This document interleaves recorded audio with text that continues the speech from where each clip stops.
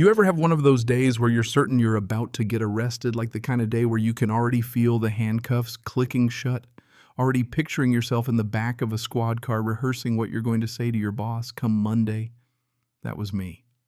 But as it turned out, Karma was sitting in the passenger seat all along, just waiting for the right moment to reach over and snatch the wheel. You want to talk HOA horror stories, buckle up, because this one's got trespassing, fake paperwork, a full-on suburban shakedown, and a revenge ending so sweet it should come with a warning label. See, I'm Nolan, a property consultant by day, which is basically just a fancy way of saying I spend my life untangling other people's real estate messes. So you'd think I'd know what to look for. But that Friday, all I wanted was a weekend at my own lake cabin, a rundown little place I'd bought from an old guy named Henderson, who was moving to assisted living. Just me, the water, a couple steaks on the grill. Nothing complicated. I've been dreaming about this for weeks. But as I turned off the highway, that easy feeling started leaking away. Even before I parked, I could hear the music thumping from my cabin like it was the middle of spring break. My windows were wide open, some dude in board shorts was dancing on my porch, and a bunch of strangers were sprawled across my furniture like they'd just inherited the place. I actually checked the mailbox twice just to be sure I hadn't pulled into the wrong driveway. Nope, definitely my name, definitely my cabin, and definitely a bunch of 20-somethings throwing a rager at my expense. Now, I'm not a confrontational guy. I tried telling myself maybe Henderson forgot to mention a weird neighborly tradition. Maybe there was some community potluck going on. Maybe I was the crazy one. So I took a deep breath, grabbed my overnight bag, and knocked on my own front door. Some kid, Liam, mid-20s, way too casual, opened up and greeted me like I was the UPS guy. "Hey, you must be the new neighbor. Come on in, man." Meanwhile, his buddy Mason was in my kitchen raiding the fridge like he paid the mortgage. Let me back up a sec. When you see someone living your life like it's their timeshare, something breaks inside you. I told Liam as calmly as I could, "This is my place. What the hell are you doing here?" He barely blinked. "Oh, Janine told us it's community space now, part of the lake access program. She's the HOA president." He hands me a piece of paper with official-looking letterhead, big words, signatures, the works. I've seen enough legal docs to know when something feels off, but in that moment, I second-guessed everything. Was I missing some crazy clause? Did Henderson sign over half the county before he left? I spent half that night spreading out every document I owned across the kitchen table, deed, bylaws, even the minutes from the last HOA meeting. Not a word about community lake access. Not a single reference to letting random kids throw parties at my expense. But still, the next morning I decided to give Janine, the so-called queen of the HOA, the benefit of the doubt. I figured maybe she could clear things up adult to adult. So I show up at her place, and it's like walking onto a movie set. Janine's there on the porch with a couple of clipboard-toting neighbors, coffee in hand, giving me the kind of smile that makes you check your wallet. "Nolan, we heard there was some confusion about the lake policy."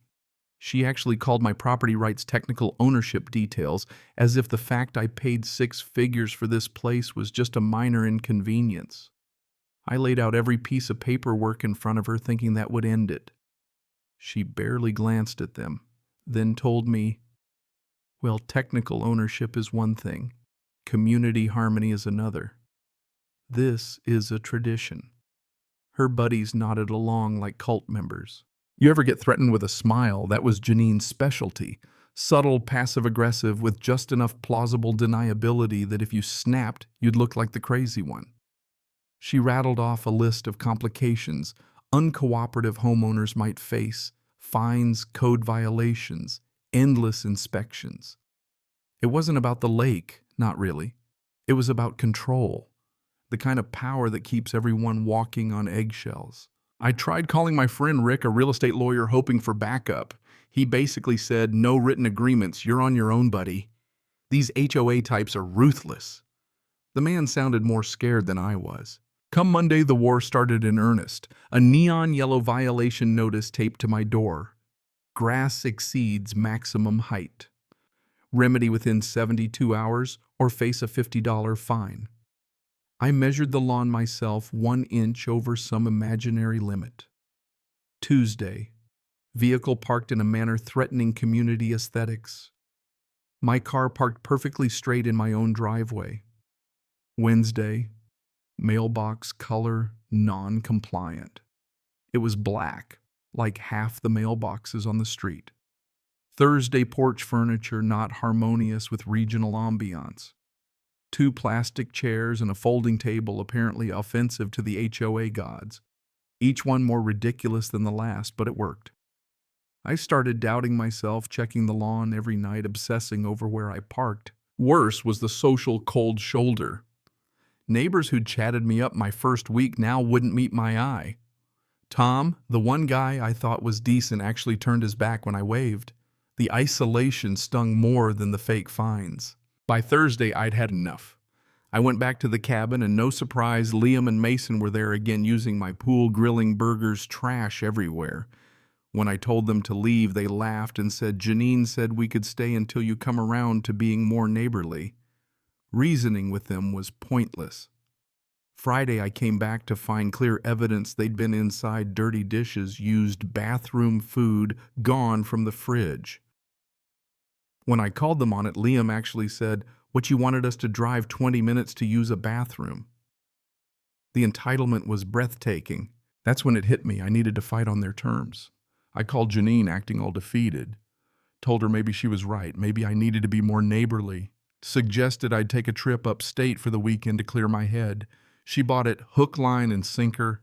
We agreed the boys could use the cabin twice a month in exchange for peace. I made sure the whole neighborhood knew I was leaving for the weekend, packed my car, said goodbye to neighbors, the whole show. But instead of driving upstate, I checked into a motel down the road, set up cameras with views of my cabin, and waited. Sure enough, Friday afternoon, Liam and Mason rolled in with a dozen friends, coolers, speakers, the works. By Saturday, it was a full-blown festival, with Janine herself orchestrating everything right there on my deck, bossing people around.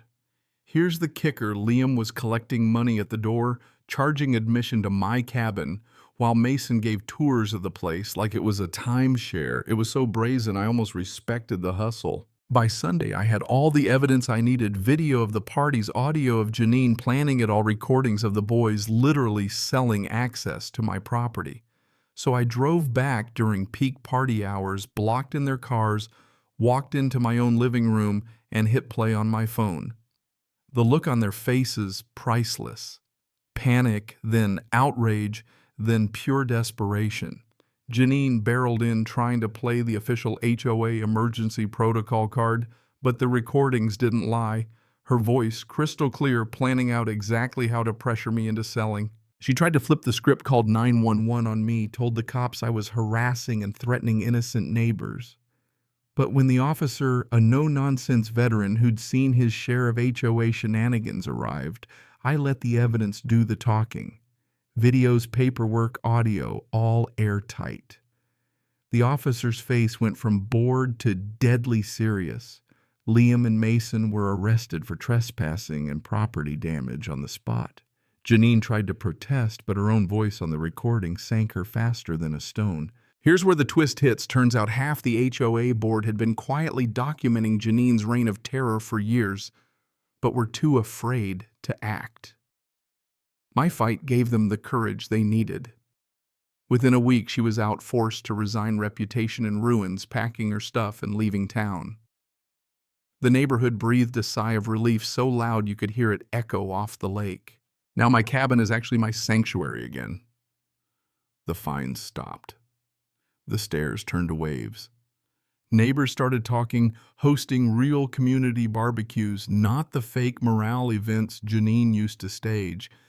It's almost funny, you know. Sometimes you have to let the bully think they've won before you pull the rug out from under them. The lesson: bullies only win when decent people back down.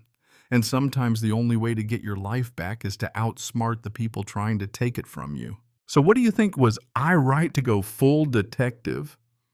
Or did I just escalate the drama?